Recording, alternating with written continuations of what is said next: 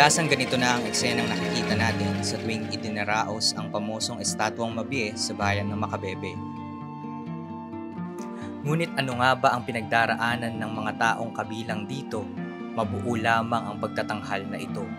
Kaya naman sa video na ito, ating alamin ang kwento sa likod ng tradisyon.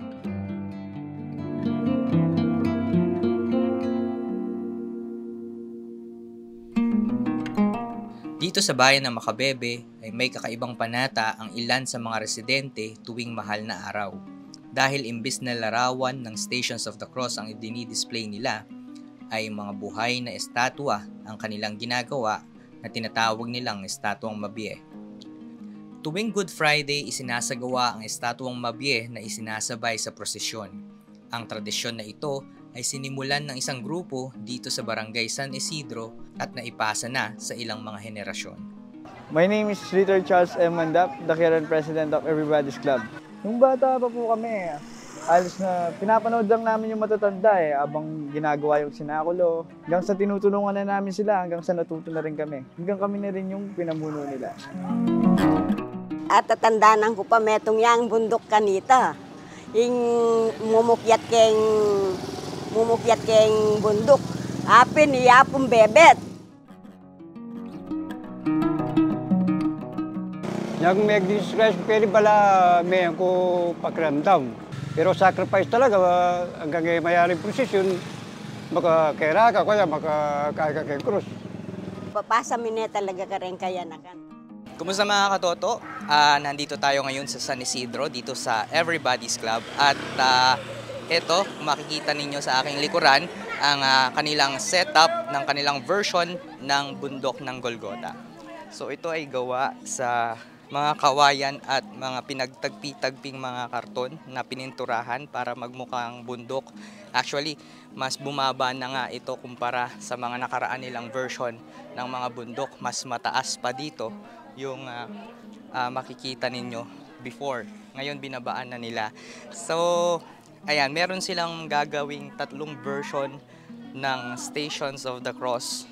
And kanya-kanya, kada Stations of the Cross ay may mga position silang gagawin. So ngayong hapon, masasaksihan natin yung kanilang preparation 3 hours before the actual procession. So pag nag-start na yung posisyon, wala na silang galawan. So kanya-kanyang diskarte kung paano nila i-maintain yung kanilang na-assigned na posisyon or na-assigned na character sa kanila. Kanya-kanyang sila makeup. Tapos sa mga audios naman, yung makeup artist natin sa audios, ito JR, si Guzman. Yan, ginagawa din yung mga balbas nila. Gamit yung uling. Matapang. Pagpili ng mga characters dito ay halos nagbo-volunteer lang po sila. Yung mga gusto, minsan may mga dumadayo, mga gusto mag-statwa dito. Kasi yung statwa po dito, yung paniniwala po namin, lubos po yung paniniwala kasi namin dito Kumbaga para sa amin, totoo yung panata namin kay God. Hindi biro ang gumanap bilang estatwa, kaya naman araw ang binibilang para sa preparasyon sa kanilang panata. Ano yung gagampanan mo? Tagatulong ni Jesus sa pagbuhat ng krus. Ready naman ako. 1 week na ako nagtitraining sa bahay. Hindi ako gumagalaw, mga 30 minutes, mga 5 minutes, ganyan. Tinasanay ko. Ako po si Francis Biray, gumaganap na Jesus ng Estatwa Mabie sa Makabebe.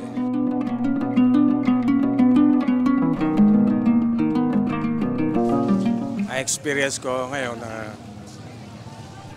okay lang, medyo nangawit. Yung ano lang sa lubid dito. Kasi panata para sa pamilya,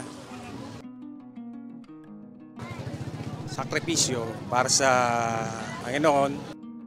Manalangin tao. O Diyos, ipapayupaya, tinyeme kaya kami inkemang bugtong kaya na, pag-iligtas na kami in kasalanan.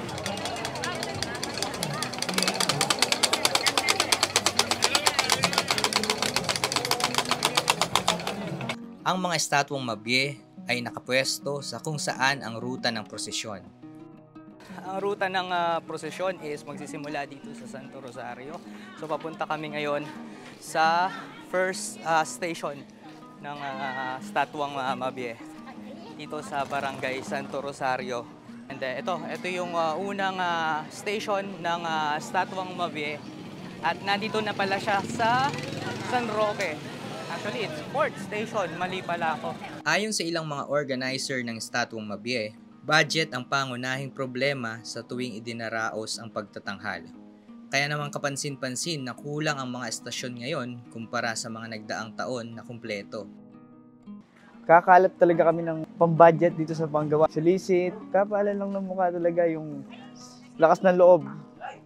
At para din naman kay God yan. So next stop naman natin is dito naman tayo sa may Holy Family dito sa San Roque.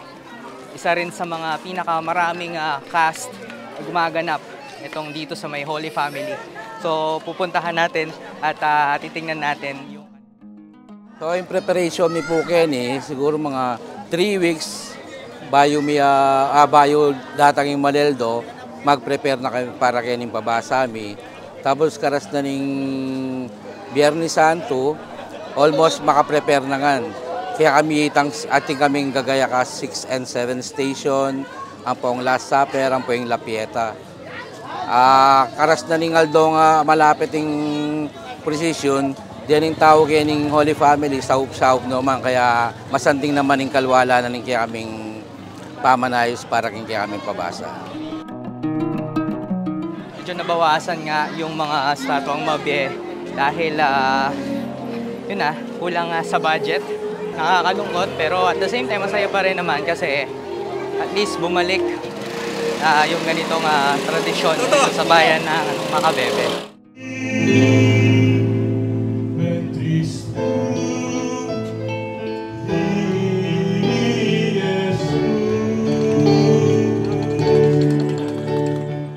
Oras na dumaan ang ulo ng prosesyon ay wala na silang galawan hanggang sa makalagpas ang pinakahuling imahe.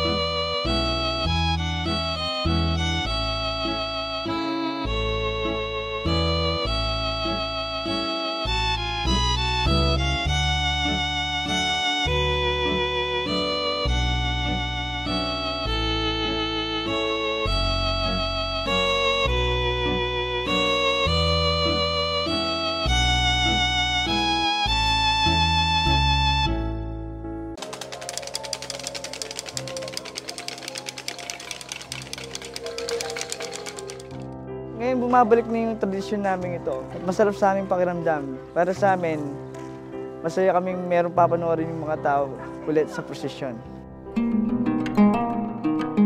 Nakakatuwang isipin na may ganitong tradisyon at panata na nagbibigay buhay at nagpapalalim sa ating paggunita sa pagpapakasakit ni Hesukristo ngayong mahal na araw. Ang tradisyon na nagmula sa sariling bayan